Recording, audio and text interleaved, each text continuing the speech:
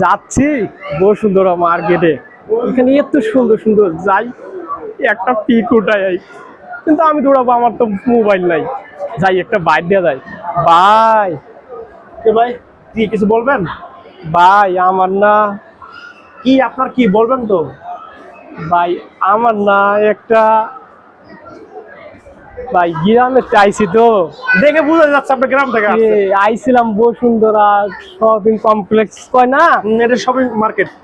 এখানে এসে দেখি কত সুন্দর সুন্দর কাপড় চোপড়, কত সুন্দর কত কি। আমার গার্লফ্রেন্ড কইছে না যে আমারে একটা, তুমি তো বসুন্ধরা যাইবা, আমারে একটা ওখানে একটা পিক তুলে দিবেন। আপনি আমার একটা পিক দিবেন, আমি আমার গার্লফ্রেন্ডে মেসেঞ্জারে দিমু।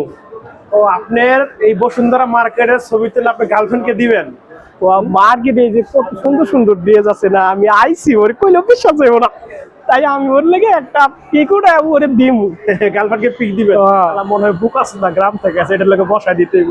আচ্ছা ভাই ঠিক আছে, আপনার আমি একটা পিক করে দেবো, ছবি তোলা কাজ এখানে।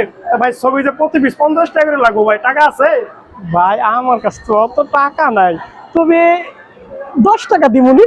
10 টাকা হইব না ভাই, আপনার জন্য গ্রাম থেকে যেহেতু আসছেন 30 টাকা প্রতি পিস নেব ভাই, যদি হয় তাহলে আমি ছবি তুলে দিই আপনার। কি আর করার ভাই, গরিব মানুষের আশা গরিব মানুষেরই থাক, লাগবো না আপনার পিক, আমি যাই। গার্লফ্রেন্ডের ছবি দেখাবেন না?